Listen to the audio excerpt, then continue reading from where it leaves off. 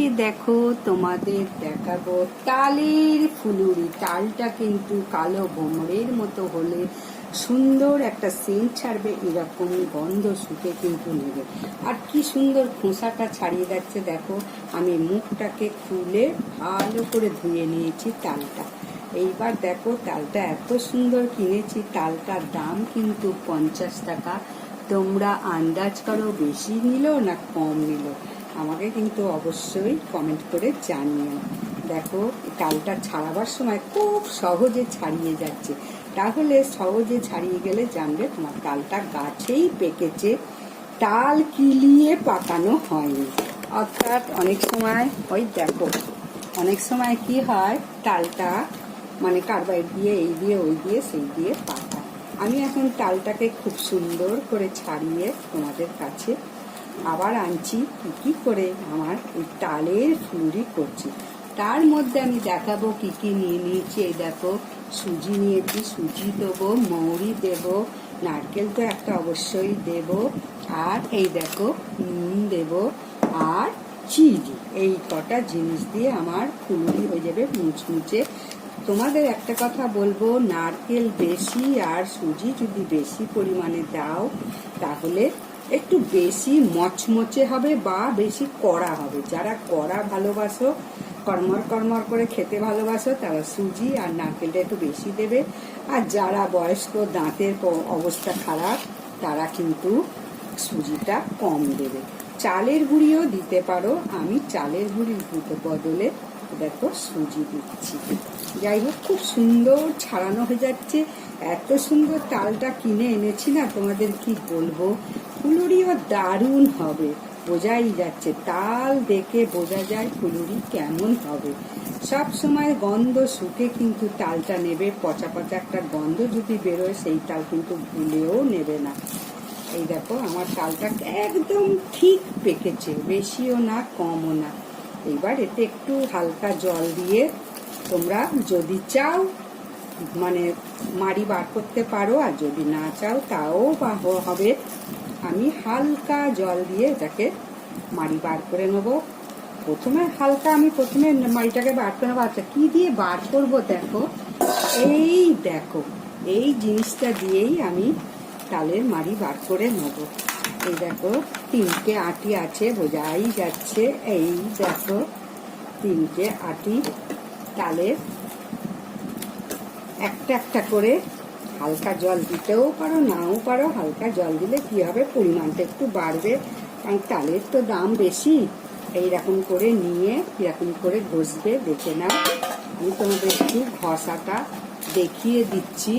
অনেকে অনেক রকম ভাবে ঘষে, কিন্তু আমি দেখো এইভাবে তালের মাড়ি বার করবো ঘষতে ঘষতে। খুব সুন্দরই হয়ে যাবে, কোনো খাটনি বেশি নেই। এই 20 মিনিট মতো লাগবে তিনটে আটিতে আমার এই তালের মাড়িটা বার করতে। তালের মাড়িটা বার করে নিয়ে আমি আসছি। দেখো নারকেলটাকে আমি ফাটিয়ে নিয়েছি, 2-8 করে নারকেলটা তোমরা ফাটিয়ে নেবে। এরম ভাবে 2-8 করে ফাটিয়ে নিয়ে ছুরি দিয়ে তুলবে নারকেলটাকে। ছুরি দিয়ে তোলার পর তোমাদের বলে দিলাম মিক্সিতে ছোট ছোট করে টুকরো করে মিক্সিতে দিয়ে দেবে, তাহলে তোমাকে আর কুটতে হলো না কষ্ট করে। আর এই দেখো একটুখানি জল দিয়ে আমি নরম করে নিয়েছি তালের আটিটাকে। দেখেছো তালটা কি সুন্দর তাল, আমার খুব পছন্দ হয়েছে, কারণ এরকম তাল বাজারে সাধারণত পাওয়া যায় না। যাই হোক আমি তালটাকে ঘষে সমস্ত কিছু করে তারপরে নিয়ে আসছি। তোমরা ততক্ষণ আমার ভিডিওটা কিন্তু শেষ পর্যন্ত দেখবে। খুব সুন্দর মুচমুচে ফুলুরি তোমরা দর্শন করো, খেতে পাও বা না পাও, ঠিক আছে। খুব সহজ উপায়ে নারকোল কোড়ানো দেখাবো তোমাদের। দেখো নারকেলটাকে ফাটিয়ে নিলাম, তারপরে নারকেলটা তোমরা নোড়া দিয়ে বা হাতুড়ি দিয়ে ঘা মেরে মেরে এইরকম তুলে নিয়ে কুচো করে কেটে এই দেখো আমি এখন মিক্সিতে দেবো। মিক্সিতে দুবার ঘোরালেই হয়ে যাবে আমার নারকেল কোড়া। আগেকার দিনে ঘন্টার পর ঘন্টা বসে বসে এই নারকেল কোড়াতে হতো, পুজোর সময় বলো, তালফুলুরির সময় বলো, পিঠে পার্বণের সময়ই বলো। কিন্তু এখন দেখো 1 সেকেন্ডে আমার নারকেল কোড়ানো হয়ে যাচ্ছে। তোমাদের দেখিয়ে দিচ্ছি, দেখো কি তাড়াতাড়ি নারকেল কোড়া। একবার, দুবার দিয়ে দিলাম, দেখো আমার নারকেলটা কোড়ানো কেমন সুন্দর হয়ে গেছে। তোমরা দেখলে মনে হবে জাদু হয়েছে, জাদু করি। দেখো খুব তাড়াতাড়ি নারকেলটা আমার একদম মিহি হয়ে গেল। তাহলে কেমন লাগছে অবশ্যই তোমরা ভিডিওটা, নারকেল কোড়াটা সহজ পদ্ধতি আমাকে কিন্তু জানাবে। তালটা তো আমি চেঁচে নিলাম, একটা দারুণ তাল ছিল। 3টে আটি ছিল, একটা আটি আমি গাছ বসালাম, আর 2টো আটি রেখে দেবো কোজাগরি লক্ষ্মী পুজোয়। এই তাল গোবর ছাড়া কিন্তু হয় না, তোমরা জেনে রাখবে। তাহলে তালের মাড়িও হয়ে গেল। এবার আমি তালটাকে খুব সুন্দর করে মাখবো। কেমন লাগছে, একটা তালে কত মাড়ি বেরিয়েছে বা শাঁস বেরিয়েছে, তোমরা দেখে নাও শুধু। তালের মাড়িটাকে বা শাঁসটাকে বার করে নিয়ে আমি চলে আসলাম। কতটা হয়েছে দেখো, এইটাতে করেই কিন্তু আমি তাল শাঁসটা বার করে নিলাম বা তালের মাড়িটাকে বার করে নিলাম। এবার একে একে এতে সব কিছু দিয়ে দেবো। প্রথমে আমি চিনি দেবো।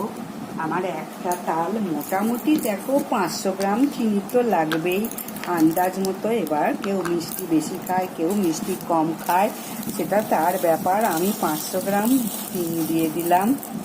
আর নুন আন্দাজ মতো দিয়ে দিলাম। দেখো এই দেখো নুন আন্দাজ মতো দিয়ে দিলাম।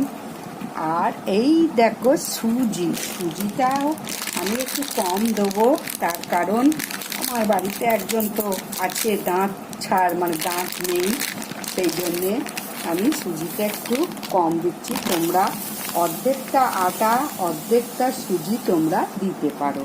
আমি কিন্তু দেখো সুজিটা একটু কমই দিলাম, বেশি দিইনি। আর এরপরে আমি ময়দা দেবো, তোমরা আটাও দিতে পারো। এই দেখো ময়দা দিয়ে দিলাম। তারপরে দেবো নারকেল কোড়াটা। সমস্ত কিছু দিয়ে আমি এটাকে মিশ্রণ করব। আর একটু দেব মৌরি। আমার হাজবেন্ড মৌরি দিয়ে ফুলুরি খেতে খুব ভালোবাসে। মৌরি দিয়ে মালপো, মৌরি দিয়ে ফুলুরি, মৌরি দিয়ে বিউলির ডাল, মৌরি দিয়ে আলু ভাজা ভীষণ ভালোবাসে। যাই হোক, আমি এইটা করে এখন আমি 1 ঘন্টা 2 ঘন্টা ম্যারিনেটের জন্য রেখে দেবো। এই দেখো বেশ খানিকটা মৌরি দেবো, মুখে মৌরিটা ঠেকবে। এই দেখো দিয়ে দিলাম 2 চামচের মতো। এবার আমি ভালোবাসা দিয়ে সুন্দর করে এই দেখো এটাকে মাখবো। মোটামুটি মাখাটা যখন বড়ার আকারে হবে, খুব পাতলাও না, খুব মোটাও না, বেশ শক্তও না, সেই রকম অবস্থায় এটাকে ছেড়ে দেবে। এখন চিনি গুলবে, চিনি গুললে আবার একটু পাতলা হবে, তাই একটু শক্ত শক্ত মেখে নাও। তোমরা গুঁড়ো দিতে পারো। তাল ফুলুরিটা যা অসাধারণ হবে না, কারণ তালের উপরই তালের ফুলুরি নির্ভর করে ভালো বা মন্দ। যাই হোক, আমার এখন মাখাটা হয়ে গেল। দেখো এরকম করে করে বড়ার আকারে দেবে, টোপ টোপ করে। এখন এই চিনিটা গুলবে, একটু শক্ত শক্তই রাখবো এখন। তারপরে আমি আবার কিন্তু আর একটু আটা দিতে হবে, প্রয়োজনে আর একটু আটা দিতে হবে। এই দেখো তোমরা সুজি বা আটা যে কোনো একটা জিনিস দিতে পারো। একটু শক্ত শক্ত আমি রাখবো বলেই দিলাম, কারণ চিনিটা গুলতে সময় লাগবে। 2 ঘন্টা এরকম করে রেখে দেবে। সুজিটাও বেশ ফুলবে। এখন তো সুজিটা দিলাম আর চিনিটাও দিলাম, চিনিটাই রসে গলবে আর সুজিটাও ফুলবে, দিয়ে খুব সুন্দর হবে। তখন মচমচে বড়া হবে, সেটাও তোমাদের দেখিয়ে দেবো। তাহলে আসছি আমি নেক্সট ভিডিওটা নিয়ে। দেখো একে একে আমি সব দিয়ে দিলাম তালের মাড়ির মধ্যে। নুন দিলাম, চিনি দিলাম, নারকেল দিলাম, সুজি দিলাম, মৌরি দিলাম, আর ময়দা দিলাম, দিয়ে সুন্দর করে একটা মণ্ড তৈরি করে আমি এখন 2 ঘন্টা রেখে দেবো। তারপরে ফুলুরি করব, তোমাদের ফুলুরিও দেখাবো। তোমাদের যদি ভিডিওটা ভালো লাগে অবশ্যই লাইক, সাবস্ক্রাইব, শেয়ার করে দাও সকল। আমি 2 ঘন্টা পরে আসলাম ফুলুরি ভাজতে। সমস্ত কিছু সুন্দর করে মাখায়, দেখো এরকম শক্ত শক্ত করতে হবে। খুব পাতলা করলে কি হবে, নরম হবে ঠিকই, সময়টাও বেশি লাগবে, তেলটাও বেশি চুষবে, মানে টানবে। এবার কড়াতে তেল দিয়ে দিয়েছি, একটু বেশি করেই তেলটা দিতে হবে। ছোট্ট ছোট্ট করে দেবে, তাহলে খুব তাড়াতাড়ি টপাটপ হয়ে যাবে, বেশি সময় লাগবে না। আমার ফুলুরি ভাজা হচ্ছে, ফুলুরিগুলো পুরো ভেজে নিয়ে এসে তোমাদের দেখাবো কত সুন্দর মচমচে হয়েছে। গরম গরম খেতে তো দারুণ লাগে। যাই হোক, যদি ভালো লাগে ভিডিওটা শেষ পর্যন্ত দেখো, টেনে টেনে দেখো না, এবং আস্তে আস্তে একটা একটা করে পুরো ভর্তি করে দিয়ে দেবো। তারপরে আস্তে আস্তে খুন্তিতে করে উল্টে ছাকনা দিয়ে আমি ছেঁকে নেব। কেমন লাগলো আমার ফুলুরি তোমরা কিন্তু অবশ্যই বলবে, এবং তোমরা কে কিভাবে করো, কোথা থেকে দেখছো একটু যদি জানাও আরো ভালো হবে। আমার ফুলুরির সঙ্গে তোমাদের মিলছে কিনা দেখো।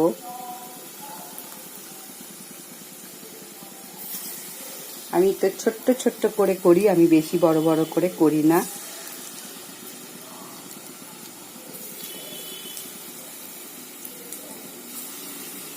খুব সুন্দর হচ্ছে, তাই না? ফুলুরিগুলো লোভ লাগছে কিনা বলো, তোমাদের লোভ লাগছে? এই দেখো কিরকম করে দিচ্ছি, টপাটপ দেখে নাও। একটু গরম লাগছে দিতে গিয়ে, জানো। যাই হোক, ফুলুরিগুলো ভেজে নিয়ে আবার আসছি। দেখো ফুলুরি ভাজা হয়ে গেছে, লাল লাল করে ভেজে নিয়েছি। খুব কড়কড়ে হবে না, কারণ আমি বেশি সুজি দিইনি, মোটামুটি লাস্টের দিকে একটু কম আঁচে ভাজবে, যাতে ভিতরটাও খুব সুন্দর ভাজা হয়, গদগদে কাঁচা যেন না থাকে।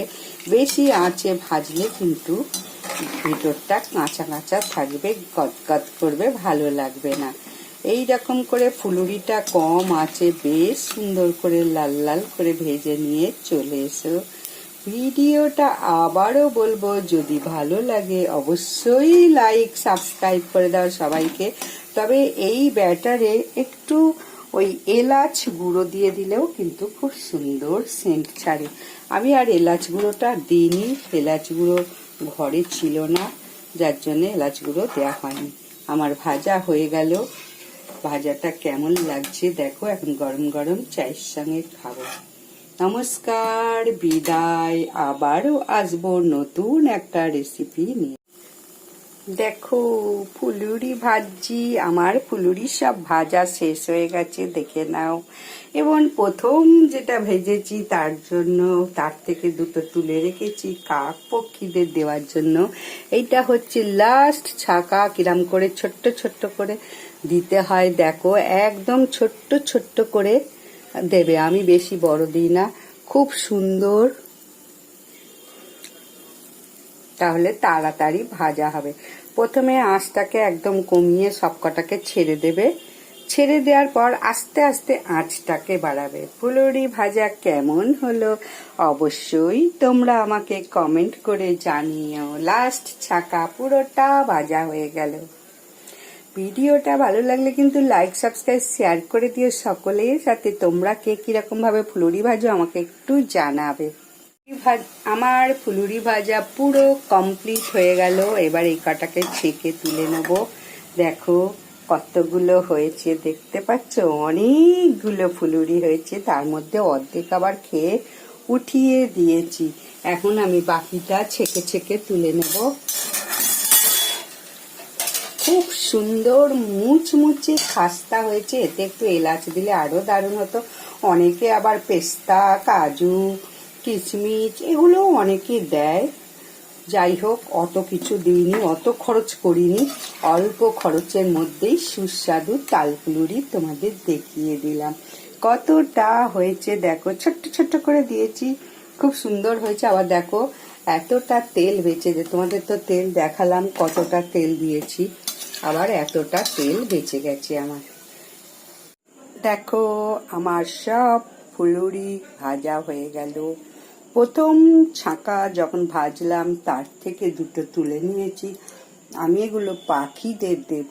প্রথম জিনিসটা পিঠে বলো, পায়েস বলো, ফুলুরি বলো, কোনো জিনিস করলে পশু পাখিদের জন্য একটু তুলে রাখতে হয়।